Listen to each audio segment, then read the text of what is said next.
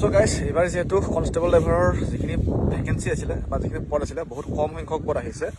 তো এই পদৰ পৰা যদি এটা পদ যদি ল'ম বুলি তোমালোকে ভাবিছা ন, তেতিয়া তোমালোকে বহুখিনিয়েই কষ্ট কৰিব লাগিব এইবাৰ, ঠিক আছে। কাৰণ যোৱাবাৰ যিমানখিনি পদ আছিলে 654টা, তো সেই পদতেই কনষ্টেবল লেভেলৰ বহু কাট অফ গুচি গ'ল বা ফিজিকেলত বহুত নাম্বাৰত হ'ব লগা হৈছিল। ঠিক এইবাৰ যিহেতু 127 আছে আছাম পুলিচ আৰু 113 আছে আছাম ফৰেষ্ট। তো এই পদখিনি পাবৰ কাৰণে বা ইয়াৰে যদি এটা পদ ল'ম বুলি ভাবিছা ন, তো তোমালোকে বহুখিনি কষ্ট কৰিব লাগিব।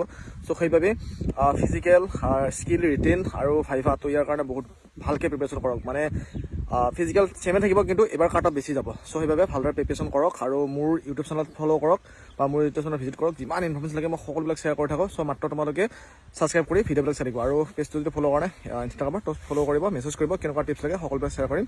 বাকী এতিয়াৰ পৰা ফিজিকেলৰ কাৰণে গুৰুত্ব দিয়ক, কাৰণ এইবাৰ কাট অফ বেছি যাব বা এইবাৰ ফিজিকেল কাট অফ বা সকলোবিলাক কাট অফে বেছি যাব। চ' সেইবাবে ভালদৰে গুৰুত্ব দিয়ক, ঠিক আছে। যদি ভিডিঅ'টো ভাল লাগিছে লাইক কৰক আৰু যদি পেজটো ফ'ল' ফ'ল' কৰি ৰাখিব।